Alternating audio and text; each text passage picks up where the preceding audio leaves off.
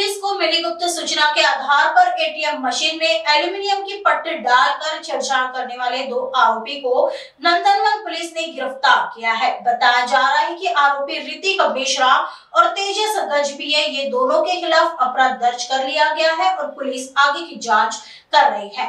नंदनवन police station के वरिष्ठ police निरीक्षक विनायक कोहली ने इस बारे में अधिक जानकारी साझा की है। काल दुपारी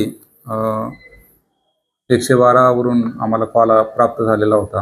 संबंधित ठिकाणी गुरुदेव नगर या ठिकाणी सेंट्रल बँक ऑफ इंडियाच्या एटीएम मध्ये पैसे निघत नाही आहेत असा एक कॉल होता आणि त्यामुळे संबंधित बीट मार्शलला तो कॉल प्राप्त झाल्यामुळे बीट मार्शल त्या परिसरात गेली होती।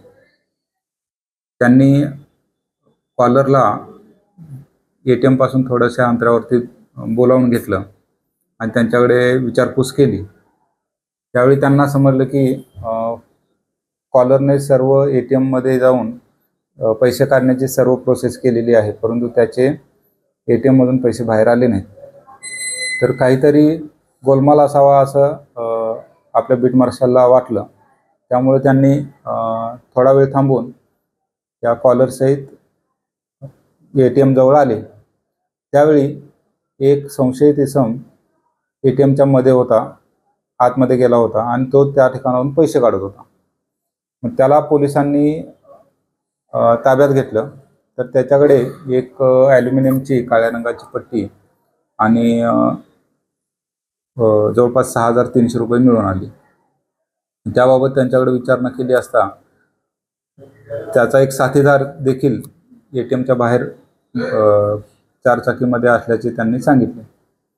त्या संबंधित साथीदारालाही पोलिसांनी ताब्यात घेतले, त्यांच्याकडची गाडी जप्त केली। यामध्ये आरोपीची मोडस अशी आहे की कोणी एटीएम मध्ये कोणीही नसताना त्या ठिकाणी जायचे आणि ज्या ठिकाणावरून पैसे बाहेर येतात एटीएम मशीन मधून त्या ठिकाणी ती अगदी पातळ अशी असलेली ॲल्युमिनियमची किंवा लोखंडी पट्टी अडकून ठेवायची आणि एटीएम धारक त्या ठिकाणी आल्यानंतर तो पैसे काढण्याची सर्व प्रोसेस करतो, परंतु त्याला एटीएम मधून पैसे बाहेर येत नाहीत। परंतु त्याचे अकाउंटवरून पैसे डेबिट झाल्याचा मेसेज त्याला प्राप्त होतो। एटीएम धारक त्या ठिकाणावरून पैसे न मिळाल्यामुळे कंटाळून निघून गेल्यानंतर हे आरोपी त्या ठिकाणी जातात आणि त्या ठिकाणी लावलेली ती पट्टी काढल्यानंतर आधीच्या एटीएम धारकाने किती पैसे काढायचे होते तर किंवा जेवढी प्रोसेस केली होती ते सगळे ते पैसे एटीएमच्या ड्रॉवरमधून बाहेर येतात। तर ते पैसे घेऊन त्यावरती डल्ला मारण्याचे काम हे आरोपी करत होते।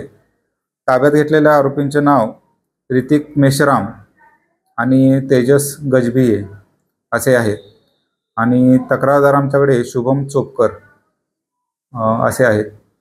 आरोपींच्या विरोधात गुन्हा दाखल करून त्यांचा आज पोलीस कस्टडी घेतलेली आहे। 20 तारखेपर्यंत त्यांना पोलीस कस्टडी मिळालेली आहे। पुढील तपास करीत आहोत।